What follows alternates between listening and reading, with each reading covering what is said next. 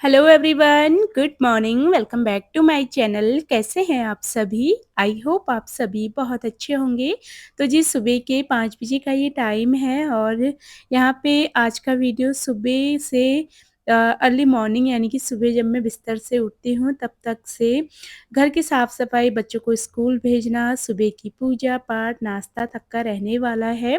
तो आज मैं आप सबके साथ अपना मॉर्निंग रूटीन शेयर करने वाली हूँ, जो कि बहुत ज़्यादा बिज़ी होता है। एक बार बिस्तर से उठ जाओ, उसके बाद एक के बाद एक काम, जो कि मैं पूरे रिलैक्सिंग से करती हूँ, बिल्कुल भी बर्डन नहीं लेती। रिलैक्स होके मैं अपने सुबह के काम निपटाती हूँ। टाइम से थोड़ा जल्दी उठ जाओ, तो टाइम से सारे काम आपके निपट जाते हैं बिना किसी हड़बड़ी के।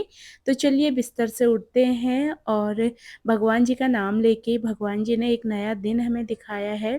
सबसे पहले भगवान जी का शुक्रिया करना बनता है कि भगवान ने हमें एक और नया दिन दिखाया और पूरा दिन हमारा अच्छे से बीते, उसके लिए भगवान जी को शुक्रिया करना बहुत ज़रूरी होता है सुबह। मैं 5 मिनट ना ऐसे ही लेट जाती हूँ, इधर-उधर करवट लेते हुए, एकदम से जैसे आँख खुलती है ना तो एकदम से बिस्तर से नहीं उठती हूँ और मेरे हस्बैंड जी उठ चुके हैं, क्योंकि उनको सुबह जिम जाना होता है, साढ़े 5-6 बजे तक वो जिम चले जाते हैं।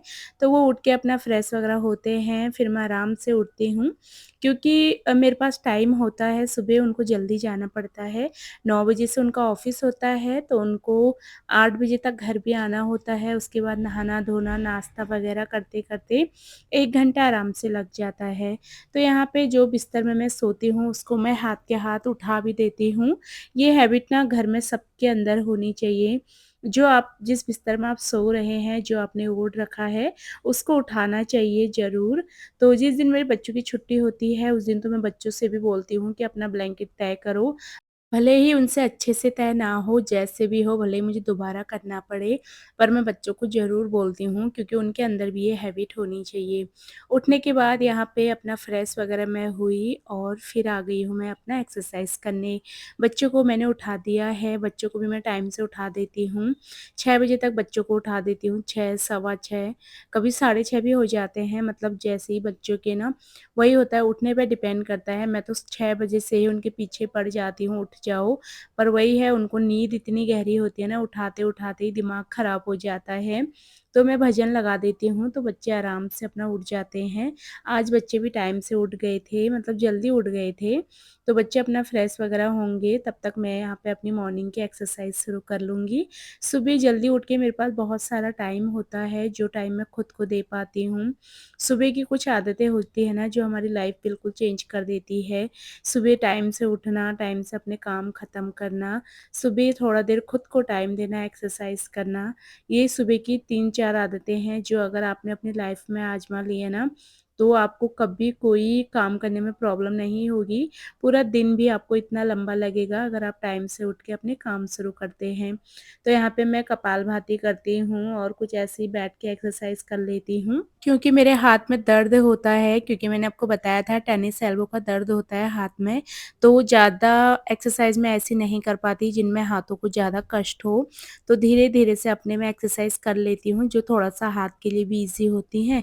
तो एक्सरसाइज़ करके मुझे बहुत अच्छा लगता है। सारी एक्सरसाइज़ कंप्लीट करने के बाद मैं थोड़ा देर ध्यान करती हूँ। ध्यान करने में ना बहुत अच्छा लगता है। जब आप ध्यान लगाते हैं तो आपको कुछ भी नहीं सोचना है, बस आपको अपने माइंड पे ही ध्यान देना है। बस आपको रिलैक्स होके सोचना कुछ नहीं है कि दिमाग में 10 चीज़ें दौड़ती हैं, कुछ ना सोच के बस आपको ध्यान लगाना है। पूरा ना माइंड एकदम रिलैक्स हो जाता है, सारी आपकी जितनी भी टेंशन है, पूरा दिन भर भी आपको आपका माइंड एकदम रिलैक्स लगेगा, अगर आप सुबह थोड़ा देर भी ध्यान लगाते हैं तो। एक्सरसाइज़ वगैरह कंप्लीट करते-करते मुझे आधा घंटा लग जाता है आराम से। टाइम पे डिपेंड करता है वैसे तो, मैं कितनी जल्दी उठी हूँ, कितना टाइम मेरे पास है, क्या मुझे खाने में बच्चों के लिए बनाना है, उसी हिसाब से मैं अपनी एक्सरसाइज़ करती हूँ। कभी तो खाना जैसे ज़्यादा बनाना होता है, जैसे रोटी, सब्ज़ी, ये सारी चीज़ें, तब तो मैं मतलब कम टाइम भी कर पाती हूँ। बस जब मेरे पास जिस तरीके से टाइम होता है उस तरीके से मैं अपनी एक्सरसाइज़ रखती हूँ। कभी आधे घंटे से ऊपर भी हो जाती हैं, कभी आधे घंटे से कम भी होती हैं। एक्सरसाइज़ कंप्लीट करने के बाद मैं अपने लिए गर्म पानी करके ले आई हूँ। अब मैं रिलैक्स होके अपने 3 गिलास गर्म पानी पीऊँगी। गर्म पानी पीना तो सुबह की आदत अगर किसी को ना हो तो होनी चाहिए, क्योंकि ये बहुत अच्छी हैबिट है। सुबह-सुबह सबसे पहले गर्म पानी पियो, उसके बाद ही आप कुछ भी मील वग़ैरह लो। जो भी आपको खाना-पीना है, नाश्ता वग़ैरह, पर सबसे पहले गर्म पानी तो पीना ही चाहिए। गर्म पानी पीने के बाद यहाँ पे फिर मैं लगाऊँगी सुबह की झाड़ू पूरे घर में। बच्चे भी अपना तैयार हो रहे हैं और क्रिस के टेस्ट चल रहे हैं आजकल ना, जैसे कभी उसका टेस्ट हो जाता है, जैसे अब एग्ज़ाम्स होने वाले हैं बच्चों के, तो टेस्ट होने वाले मतलब सॉरी टेस्ट चल रहे हैं। उसके ना कभी-कभी मतलब ऐसे ही बीच-बीच में मैम टेस्ट ले लेती हैं। तो उसको मैं चाहे ना भी बोलूँ ना, वो रात को ही बोल देता है, चाहे वो एक-एक चीज़ लर्न करके भी सोएगा, फिर भी वो मुझे सुबह बोलता है कि मम्मा मुझे जल्दी उठा देना, मैं रिवाइज़ करके जाऊँगा। वैसे तो वो अभी सेकंड क्लास में है, पर वो ना अपनी पढ़ाई को बहुत ज़्यादा सीरियस लेता है। मतलब उसको ये होता है कि मेरे से एक भी गलती नहीं होनी चाहिए लिखने में, तो वो बहुत ज़्यादा हर चीज़ को ध्यान से करता है। तो वो रात को मेरे को बोलता है, अगर मम्मा मैं टाइम से ना उठूँ ना, आप मेरे मुँह में पानी डाल देना, तब मैं उठ जाऊँगा, तो वो इतना सीरियस रहता है। आज भी उसका टेस्ट था स्कूल में, तो वो अपना जल्दी से तैयार होके अपना लग गया था फिर रिवीज़न करने में। उसको सब कुछ लर्न तो थी, पर फिर भी उसको होता है कि मम्मा मैं सुबह रिवीज़न करके जाऊँगा सारी चीज़ों को, तो वो वहाँ पे अपना रिवाइज़ करने में लग गया था, जो-जो उसका टेस्ट है। और जब भी बच्चों के एग्ज़ाम्स होने वाले होते हैं ना, हमें पहले से ही बच्चों को पढ़ाने की तैयारी कर लेनी चाहिए। मैं तो जैसे-जैसे ना मतलब मैम स्कूल में काम कराती हैं, उसी हिसाब से बच्चों को लर्न कराना शुरू कर देती हूँ, ताकि एग्ज़ाम्स के टाइम पे उनको खाली हल्का-सा रिवीज़न करना पड़े, ज़्यादा कुछ ना हो। जैसे बच्चे रिवाइज़ कर लेंगे ना, तो बच्चों को याद आ जाता है। वैसे तो इतनी सारी चीज़ें लर्न करनी होती हैं। छोटे बच्चे हैं, एक चीज़ याद करते हैं तो दूसरी चीज़ भूल जाते हैं, पर फिर भी अपनी तरफ से बच्चों को लर्न कराते रहना चाहिए, ताकि एकदम से बच्चे पे बर्डन ना पड़े। पूरे घर की झाड़ू लगा दी है मैंने, फिर मैं आ गई हूँ किचन में। पोछा भी नहीं लगाया है, पोछा मैं बच्चों के जाने के बाद ही लगाती हूँ, क्योंकि बच्चे इधर-उधर जाते हैं ना, और जब मैं पोछा लगाती हूँ, तो घर में इधर-उधर कोई घूमे मुझे बिल्कुल भी नहीं पसंद, क्योंकि पैरों के निशान ना फिर बहुत गंदे से लगते हैं गीले फर्श में। तो बच्चे जब चले जाते हैं, फिर मैं आराम से पोछा लगाती हूँ। अभी मैं आ गई हूँ किचन में, यहाँ पे मैं करूँगी नाश्ते की तैयारी। तो नाश्ता भी 2 टाइप का बनेगा। हस्बैंड जी के लिए बनाने हैं चीले, जो कि आप ज़्यादातर मेरी वीडियोज़ में देखते ही होंगे, क्योंकि मेरे हस्बैंड को चीले बहुत पसंद है और एक हेल्दी ऑप्शन भी होता है नाश्ते के लिए। तो कभी मैं पीली वाली जो मूँग दाल आती है उसके चीले बनाती हूँ। कल ना मैं ऐसे ही अपने कंटेनर्स देख रही थी, तो हरी वाली जो मूँग होती है ना छिलके वाली, वो रखी हुई थी, मतलब आधे किलो से ऊपर ही वो दाल थी, और उसको अगर मैं नहीं यूज़ करूँगी ना, फिर दाल ख़राब हो जाती है रेनी सीज़न में तो ज़्यादातर। तो इसीलिए फिर मैंने वो दाल को रात को भिगो लिया था, छिलके वाली मूँग दाल को रात को भिगो लिया था, और उसके छिलके वग़ैरह मैंने कुछ नहीं हटाए हैं अभी। छिलकों समेत मैंने दाल को पीस लिया है, और इसके ना बहुत ज़्यादा टेस्टी चीले बन के तैयार होते हैं, जो कि सुपर हेल्दी भी होते हैं और बहुत ज़्यादा सॉफ्ट होते हैं, और खाने में काफ़ी ज़्यादा अच्छे लगते हैं। ये दाल ना मैंने कल ही भिगो के रखी हुई थी, पर क्या हुआ कल की रात की सब्ज़ी बच गई थी ज़्यादा, और रोटियाँ भी बची हुई थी। तो कल तो सुबह मैंने हस्बैंड जी को नाश्ते में रोटी-सब्ज़ी ही खिला दी थी। वो बोल रहे थे कि आपने दाल भिगाई है तो चीले ही बना दो। तो मैंने कहा रोटी भी बची है, सब्ज़ी भी ज़्यादा है, तो आप अभी यही खा लो। तो वो मान जाते हैं, मतलब रात की रोटी वग़ैरह भी होती है ना, तो वो खा लेते हैं। तो 2 रोटी उन्होंने खाई थी, 2 रोटी मैंने खाई थी। तो जब रात का खाना ऐसे बच जाता है, हम उसको नाश्ते में यूज़ कर लेते हैं। तो नाश्ता हमने उसी का करा था, तो आज मुझे हस्बैंड ने याद दिलाया कि चीले बना देना, नहीं तो वो दाल ख़राब हो जाएगी, क्योंकि मैं ना भूल जाती हूँ। और यहाँ पे बच्चों के लिए बना रही हूँ मैं फ्राइड राइस। मैं आपको बता नहीं सकती कि मेरे बच्चों को फ्राइड राइस कितने ज़्यादा पसंद हैं। बच्चों को ना बीच-बीच में बच्चे ज़िद कर देते हैं कि मम्मा हमें ना राइस दे दो, फ्राइड राइस दे दो। तो मैंने यहाँ पे थोड़ा-सा ही चावल बना के रख दिया था सुबह ही, तो चावल तो अच्छे से ठंडा भी हो गया था, क्योंकि काफ़ी देर इसको बने हुए हो गई थी। तो यहाँ पे मैं चावल में तड़का लगा लूँगी। मैंने ना घी रखा है। घी अच्छे से गर्म होके मैंने इसमें जीरा वगैरह डाला, एक छोटा-सा दाना प्याज का डाला है। फ्राइड राइस मैं बच्चों के लिए घी में ही ज़्यादा बनाना पसंद करती हूँ। इसी बहाने बच्चे थोड़ा घी भी खा लेते हैं। क्रिस को तो रोटी वगैरह पे घी लगा के खाना बिल्कुल भी नहीं पसंद। बेटी तो मेरी फिर भी कभी-कभार दाल में डाल के भी खा लेती है। क्रिस को नहीं पसंद, तो मुझे उसको इस तरीके से देना पड़ता है ताकि उसको पता भी ना लगे और मैं उसको खिला भी दूँ। तो प्याज को अच्छे से भून लिया है। मैंने इसमें टमाटर वगैरह ऐड नहीं करा है क्योंकि बच्चों को टमाटर इतना पसंद भी नहीं है, तो फिर मैंने डाला ही नहीं। सिंपल सा मैं यहाँ पे फ्राइड राइस बच्चों को बनाऊँगी।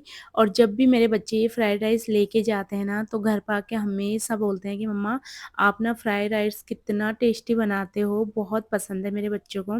मेरे हाथ का फ्राइड राइस मैं बिल्कुल सिंपल तरीके से बनाती हूँ और खाने में काफ़ी ज़्यादा स्वाद भी लगता है ये। तो मूँग दाल भी मैंने पीस के रखी हुई है, बाउल में आपको दिख रही होगी। वो आराम से उसको मैं बाद में बनाऊँगी क्योंकि सबसे पहले बच्चों के खाने की तैयारी करनी होती है।